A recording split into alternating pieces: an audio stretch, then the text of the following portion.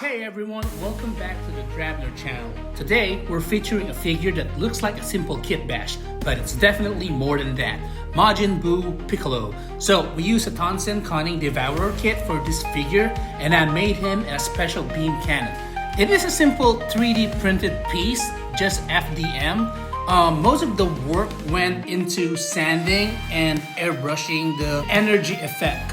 So, I think it could be better, but my time is limited in my shed/studio, so this will have to do for now until I can get a third party or official release. What I really like about this effect is it's very light, and because of that, it's very easy to pose.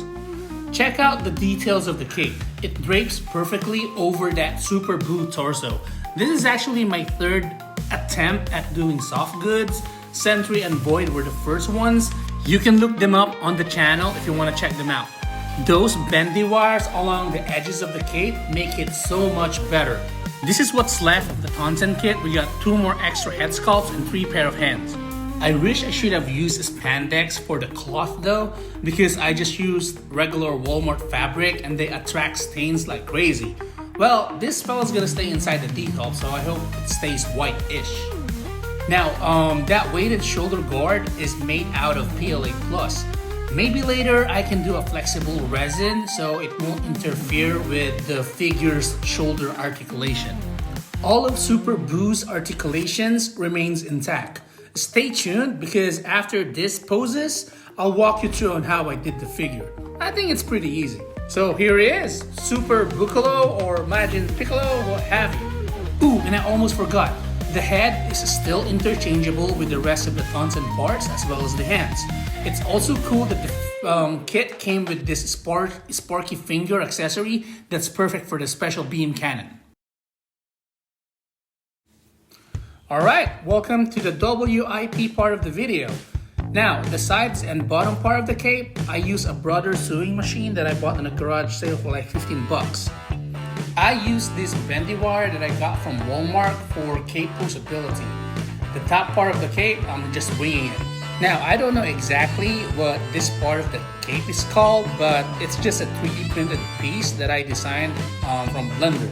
So what I'm doing now is I'm trying to eliminate all the layer lines, and I started with a high grit, sander, then transitioned to a finer bit, and eventually went into 1000 grit sandpaper to get rid of all the imperfections and make it look as smooth as possible.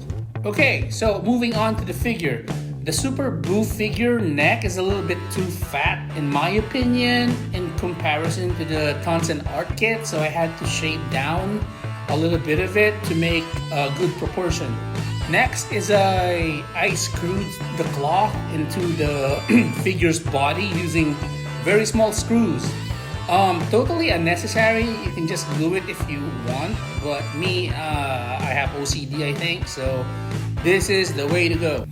Ooh, and a little bit of teaser right there. I'm working on that unnamed Budokai Tenkaichi guy. If you know his name, let me know. I'm working on his head sculpt at the moment. Please don't expect much. So going back to the figure, I'm pointing at those 3 main screws, and we're gonna put super glue on top of it.